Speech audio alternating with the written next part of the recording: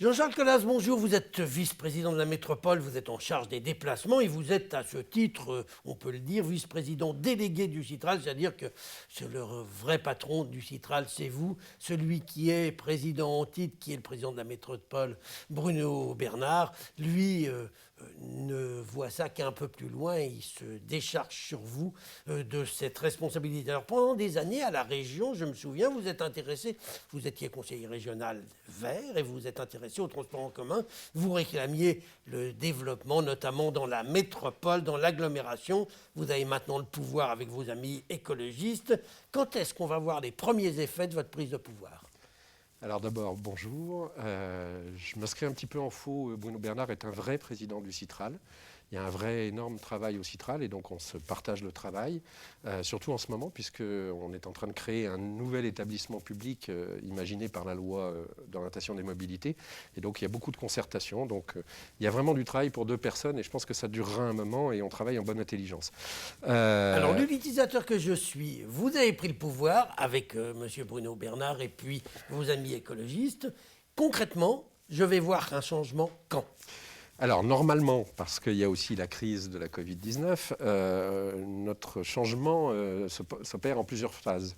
La première phase, c'était à court terme, c'était une augmentation de l'offre de surface, c'est-à-dire bus et tramway essentiellement, sur les 2 premières années. Bon, il s'avère que vu la crise, on a plutôt diminué un peu l'offre, notamment en soirée ou le week-end, puisqu'il y a effectivement un peu moins de monde dans les transports en commun. On essaye de s'adapter, mais globalement... Vous faites ce qu'auraient fait vos prédécesseurs. Tout à fait. Rien n'a changé. Mais notre objectif, dès qu'on sera sorti de la crise, et j'espère que ce sera bientôt, c'est d'augmenter de 20% l'offre de kilomètres bus et de kilomètres tram en surface. On devait inaugurer cette semaine les rames T7 qui vont jusqu'à mes yeux. On a reporté l'inauguration du fait du reconfinement. Ensuite, il y a une deuxième phase qui est, on va dire, à plus long terme. Les grands projets en transport en commun, ça prend souvent beaucoup d'années. Et donc, on a des projets de tram nouveaux qui verront le jour, on va dire, d'ici la fin du mandat. Et puis, on a un... Alors, projet de tram nouveau d'ici la fin du mandat. Dans 6 ans, quelles seront les nouvelles lignes, si nouvelles lignes il y a ? Alors, il y a plusieurs lignes en projet. Il y a celle qui était déjà lancée sous l'ancien mandat, qui s'appelle la T6. Donc ça, c'est, vous faites on continue, on finalise le projet, puisqu'il n'était pas arrêté sur le plan du tracé. On travaille sur une ligne dont il a été question dans la presse, qui va aller de Gerland, ou d'ici d'ailleurs, vers Vénissieux par Saint-Fond. À terme, mais ce sera sans doute pour le mandat suivant, on bouclera et on rejoindra celle de Villeurbanne-Vaux-en-Velin pour faire une ligne de rocade qui fasse le tour de la métropole. Mais ça, c'est pas dans ce mandat. Si, la partie sud sera sans doute à la fin du mandat et le bouclage complet sous le mandat suivant. Et puis, on travaille aussi sur une ligne qui va aller de Bellecour à Pardieu, puis à Villeurbanne, puis à Vaux-en-Velin. Qui sera aussi dans le mandat. Alors Jean-Charles Colas, vous nous parlez beaucoup de trams, vous nous avez parlé des bus. Métro, c'est pas votre truc. Vous n'aimez pas le métro. Si, j'aime bien. Pourquoi vous n'aimez pas le métro ? C'est parce que ça ne gêne pas les automobilistes. Ce que vous cherchez, c'est gêner les automobilistes avec des circulations de surface, des transports en commun. Il est clair que pour remplir les transports en commun, il faut réduire la place de la voiture. Tant que la voiture peut se déplacer facilement et stationner facilement, les gens prennent leur voiture. Mais on a des projets de métro aussi, sauf que les projets de métro, là, c'est plus long terme. C'est-à-dire que les projets de métro qu'on va lancer en 2021, puisqu'on a décidé d'un débat public sur les différents projets de métro qui étaient dans les cartons et qu'on ne peut pas tous réaliser, afin qu'on associe les citoyens à la priorisation des projets, le premier sortira en 2035. Donc d'abord, on n'a pas décidé lesquels on prioriserait, mais il y a des lignes qui sont, à mon avis, très importantes à lancer dès l'année prochaine, mais on inaugurera en 2035 et je crains qu'en 2035, je ne sois plus là. Et puis on a surtout les écologistes d'une façon générale ou vous à titre personnel ? Moi à titre personnel. Je n'ai pas vocation à faire de la politique jusqu'à 70 ans. Jean-Charles Colas, plusieurs candidats ont plaidé pendant la campagne métropolitaine pour un prolongement du métro jusqu'au 7 chemins. Vous êtes élu de là-bas et on me dit que vous êtes contre ce prolongement. Oui, parce que le métro... Vous n'aimez pas le métro. Si. C'est ce que je disais tout à l'heure. Le métro, c'est un mode de transport de milieu et de zone hyperdense, de cœur d'agglomération. Et pour aller au 7 chemins, on a déjà une infrastructure existante qui s'appelle le tram-train de l'Ouest lyonnais, qui va jusqu'à Brignais aujourd'hui, mais dont la ligne ferroviaire va jusqu'à Givors et passe donc par Vourles, Miry, Montagny et Grigny. Et un élu doit aussi être conscient de l'argent public. Faire un métro jusqu'au 7 chemins, c'est un coût énorme. Le métro, c'est entre 100 et 200 millions d'euros du kilomètre. Là, on a une infrastructure existante, c'est-à-dire pour 100 millions d'euros, on va jusqu'à Givors, pas jusqu'au 7 chemins. Alors que pour le métro, on en a pour plusieurs milliards. Donc l'enjeu, il est à la fois en mode de transport de faire un RER plutôt qu'un métro, parce qu'on va sortir de l'agglomération, on va aller loin et on va aller chercher les gens plus loin. Et donc il faut un RER, c'est moins impactant sur l'étalement urbain qu'un métro.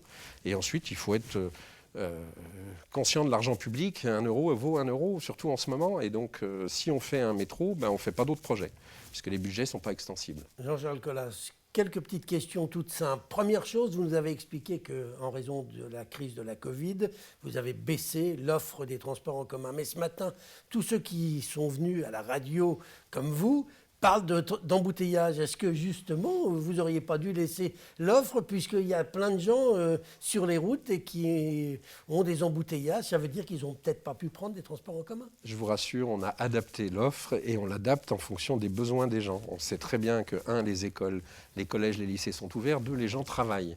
Donc on a maintenu l'offre telle qu'elle était prévue dans les heures de pointe. On a diminué l'offre en soirée et en week-end et sur des petites lignes qui ne desservent aucun établissement scolaire ni aucune zone d'activité. Sinon, partout ailleurs, on a maintenu l'offre. On est à 84-85% d'offres par rapport au rythme normal. Jean-Charles Colas, autre petite question, la sécurité. C'est quelque chose de fondamental. On a vu malheureusement des attentats, que ce soit en France, à l'étranger. La nuit dernière encore, en Autriche, à Vienne. Quelles sont les mesures que vous avez prises?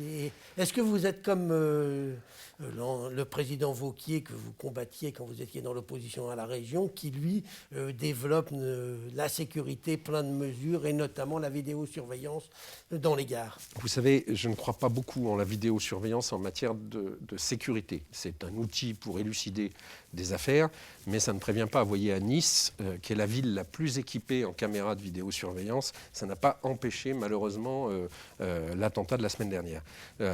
En revanche, je crois en la présence humaine. Et vous l'avez peut-être lu, la métropole de Lyon souffrait d'un manque cruel de policiers nationaux. Et donc il y a eu une discussion entre le président de la métropole, le maire de Lyon et le ministre de l'Intérieur la semaine dernière. Le ministre de l'Intérieur s'est réengagé à rajouter 300 effectifs de policiers nationaux qui manquaient cruellement sur la métropole de Lyon. C'est un enjeu important, surtout que l'année dernière, on parlait de la fermeture des commissariats dans toute l'agglomération lyonnaise pour tout rapatrier sur le cœur de la ville de Lyon. J'espère que ce n'est plus du tout d'actualité. Non, il faut une police de proximité et il faut des effectifs, des moyens humains dans la police nationale. Ensuite, nous avons, et ça me concerne particulièrement, un souci particulier sur les transports, où on a des agressions, du fait en plus de la crise et du port du masque obligatoire, etc., des tons qui montent très vite, des agressions verbales qui peuvent rapidement se transformer. Et donc on a besoin, je crois, de sécurité, d'une meilleure sécurité dans les transports collectifs.